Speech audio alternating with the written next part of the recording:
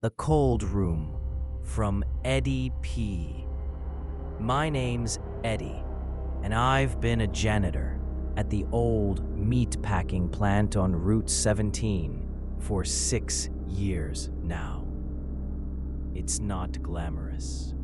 Mopping blood-streaked floors, scrubbing rust off steel hooks, and hauling trash bags that sometimes drip something you don't want to think about. But the pay's decent, and the night shift suits me. I like the quiet, the way the plant feels like a sleeping giant after the day crew clocks out.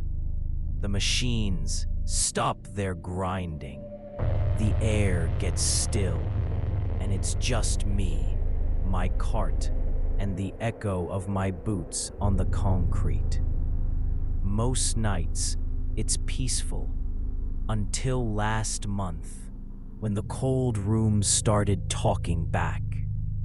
The plant's a relic, built in the 60s when this town still had dreams of being something. It's all gray walls and chipped tiles, with a maze of corridors that smell like iron and bleach. My routine's clockwork. Start at the cutting floor. Work through the packing lines. Then hit the cold storage units last. Those freezers are massive, big enough to park a truck inside, with walls coated in frost and rows of beef slabs hanging like grim ornaments. I don't linger there. The cold bites through my jacket, and the hum of the refrigeration units makes my teeth ache. But it's part of the job, so I suck it up.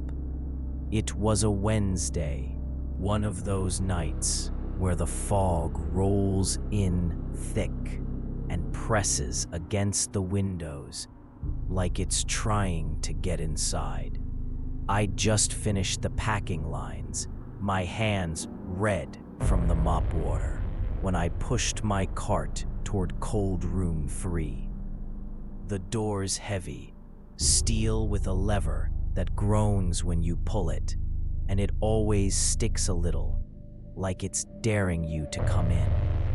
I yanked it open, and the usual blast of icy air hit me, fogging my breath. I stepped inside, the fluorescent lights buzzing overhead, and started sweeping up the bits of ice and grime that collect near the drains. That's when I heard it, a low, guttural murmur, like someone clearing their throat underwater. It came from the back of the room, where the meat hooks disappear into shadow. I stopped, mop handle creaking in my grip, and listened. Nothing but the hum of the coils. I figured it was the pipes. Old places like this talk to themselves all the time. Right? Steam hissing, metal settling. I shook it off and kept working, but the air felt heavier, like it was watching me. Halfway through, I noticed the frost on the floor. It wasn't the usual dusting. It was thick, curling up in patterns, like someone had dragged their fingers through it.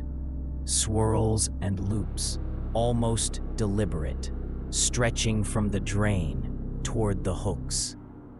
I crouched down, my breath puffing out in quick bursts, and traced one with my glove. It was cold enough to sting, even through the fabric. I told myself it was just condensation playing tricks, but my gut twisted like I'd swallowed a stone. Then the lights flickered, not the usual buzz, but a slow, deliberate pulse, like a heartbeat slowing down. The murmur came again, louder, rolling out from the shadows. It wasn't pipes, it was words, slurred, wet, like a mouth full of mud, trying to speak. Eddie, my name, stretched out and drowning.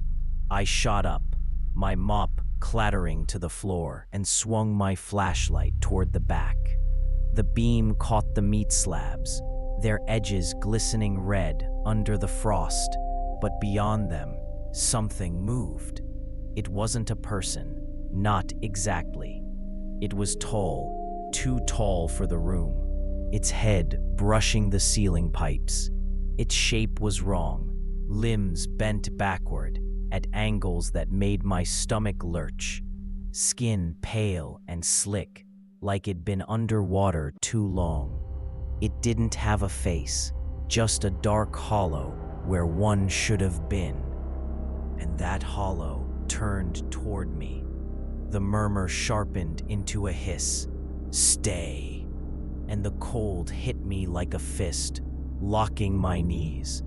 I couldn't move, couldn't breathe, just stood there as it slid forward, not walking, but gliding, leaving a trail of that thick frost behind it. The lights pulsed again, and I saw its hands, or what passed for them. Long, bony fingers, webbed with something translucent, reaching out like it wanted to pull me into that hollow. I don't know how I broke free. Maybe it was the adrenaline. Maybe the scream I didn't realize I'd let out. But I stumbled back, slamming into the door. It wouldn't budge.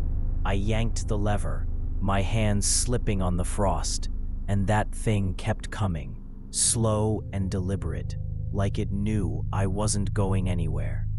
The air was so cold, it burned, and the murmur filled my head. "Eddie, stay."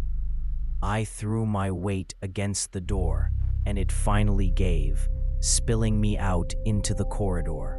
I hit the floor hard, my cart tipping over, bleach bottles rolling. I scrambled up and ran, not looking back, not stopping until I reached the break room. The door there had a lock, and I bolted it, my chest heaving, my ears ringing with that wet, gurgling voice. I stayed there till morning, crouched against the vending machine, listening for any sound beyond the hum of the heater. When the day crew rolled in at 6 a.m., I told my supervisor, Lou, what happened. He's a gruff guy, all gray stubble and cigarette breath, and he just squinted at me like I'd lost it. "You been drinking on shift, Eddie?" he grunted. I dragged him to cold room 3, but the frost patterns were gone, the floor just wet and ordinary. The meat hung silent, no whispers, no movement. Lou patted my shoulder and told me to take the day off, but I saw the way he glanced at the shadows before he left. I went back the next night. Bills don't pay themselves, but I don't go near cold room 3 anymore. I've heard it since, though, that murmur, seeping through the walls, calling my name when the lights dim. Last week, I found a handprint on my cart, too big, too webbed, crusted with ice. No one else sees it. They say it's just dirt, but I know better. Something's in there, waiting, and I don't know if it's tied to the mill or if it followed me in one night. All I know is it wants me to stay, and I'm running out of reasons to keep coming back.